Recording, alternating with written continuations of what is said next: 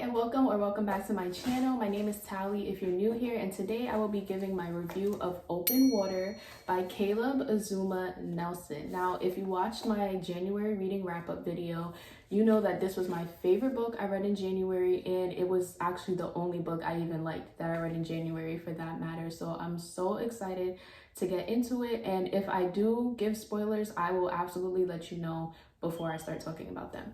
So Open Water is a story about two British artists in London, obviously. One is a dancer, the male main character is a photographer, and the female main character is a dancer, and they meet at a party through a mutual friend, and from there they start this friendship which ends up blooming into a romance. And I love a good friends to lovers book, but this book was so much more than a romance.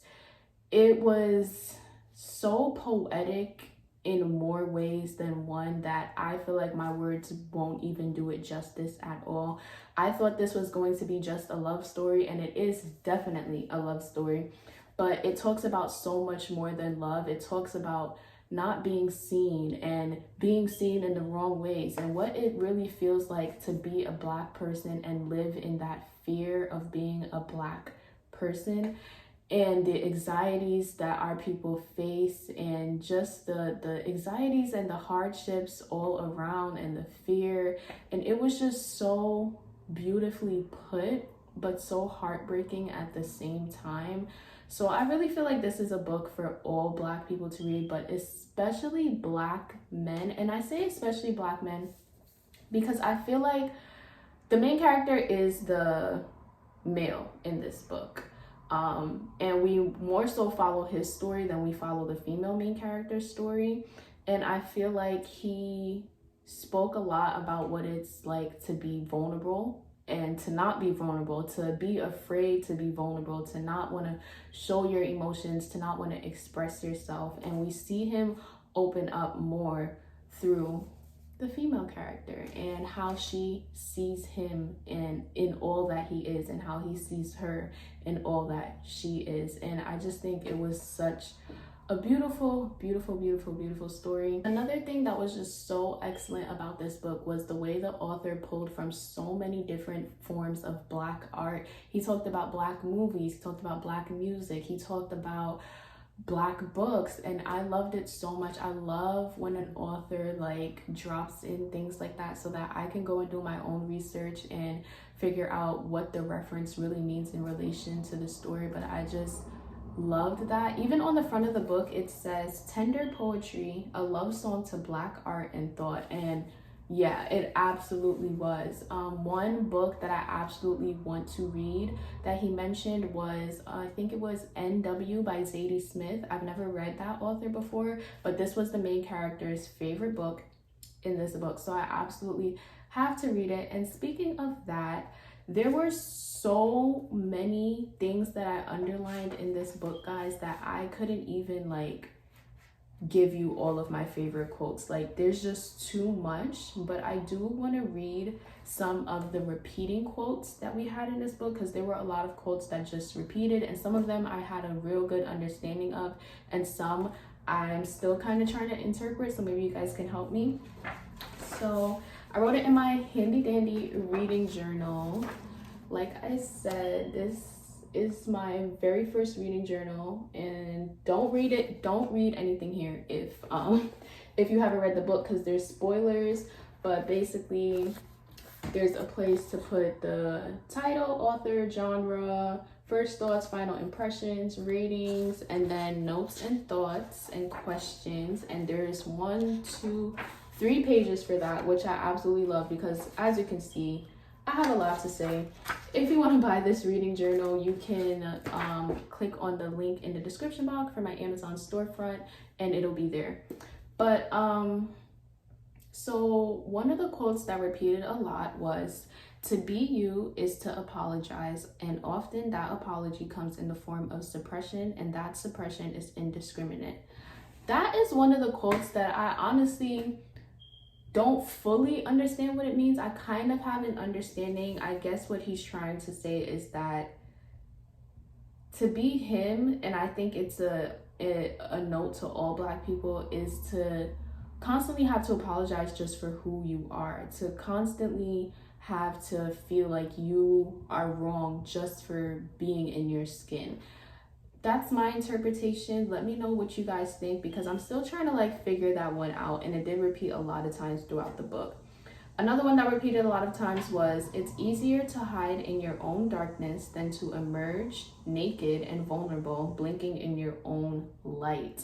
I kind of understand this one a little bit more. I guess what he's trying to say is that it's easier to just hide, you know, to hide in your demons, to hide in your darkness, rather than to face your demons, face your darkness, so that you can face the brighter parts of yourself as well. A lot of people don't want to face those dark parts of themselves. A lot of people don't want to face anything that they feel is negative about themselves, but that is how we grow.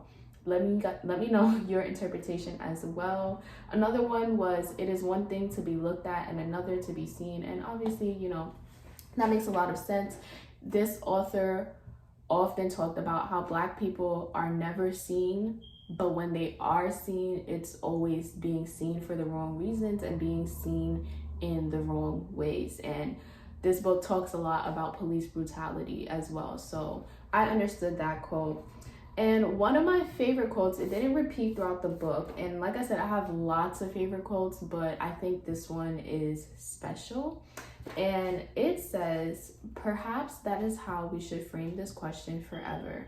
Rather than asking what is your favorite work, let's ask what continues to pull you back. And he actually said this in reference to the book I mentioned earlier, N.W.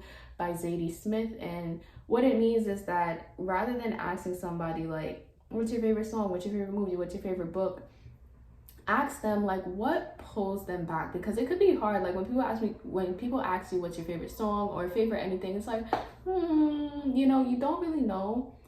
But I guess when you frame the question of what do you constantly go back to, it'll be a bit easier to answer, definitely. So yeah, those are my thoughts on that book. I just thought it was amazing. If you can't tell by now, it was obviously 5 out of 5 stars. I think I want to give this actually a 5.5. I think I want to start like a star rating where it's 5.5, because one, it was a great book, but because it also just touched me in a deeply personal way as well. But I don't know. But if I did start a rating like that, this book would definitely go under 5.5. But it is Black History Month, guys. Pick up your copy of Open Water, because I couldn't have thought of a better way to open up my Black History Month. I did read it in January, but like I started in January and I finished it like February 2nd.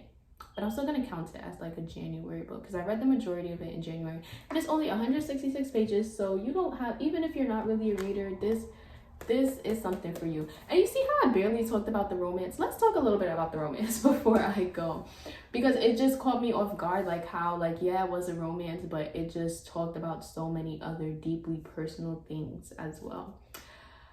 The romance, I absolutely loved it. This book actually kind of reminded me of Alone with You in the Ether as far as the romance aspect. I loved Alone with You in the Ether. It was like my favorite book that I read for 2022, and it was the last book I read in 2022. And I say it reminded me of Alone with You in the Ether because the intimacy between these two people, both stories have the main characters starting off as friends, and it's kind of like a slow burn. And I know it's only 166 pages, so you're probably like, how could that be a slow burn? But trust me, like, it's like a slow burn. And over time, these characters have this intimacy that is very soft and subtle, but it's so soft and subtle that it's loud, if that makes sense. I mean, like, you're either gonna get it or you're not gonna get it. Like, you had to be there. You had to be there. And the way they see each other, this is told from his point of view, but it's from second person point of view. And I saw a lot of people who reviewed this saying that they didn't like that, but I personally liked it, and I feel like it was meant to give us more of a personal feel, because this book feels so deeply personal. And he just constantly talks about how they see each other and how when they look at each other, it's an honest meeting. That's exactly what he said, an honest meeting, because there's nothing to hide between the two of them. And it was just beautiful. But I just want to stress that yes, it was a romance, but it was about so much more. And that's another reason why it reminds me of Alone with You in the Ether, because The author often says that Alone with You in the Ether is not a romance, it's a love story. I'm still trying to kind of figure out the difference, but in some ways I get what she means, because it's about so much more than the romance between the two characters. So yeah, like I said, it's Black History Month. Go ahead and get you your copy. You can find it in my Amazon storefront. Of course, it is going to be in my 5-star reads.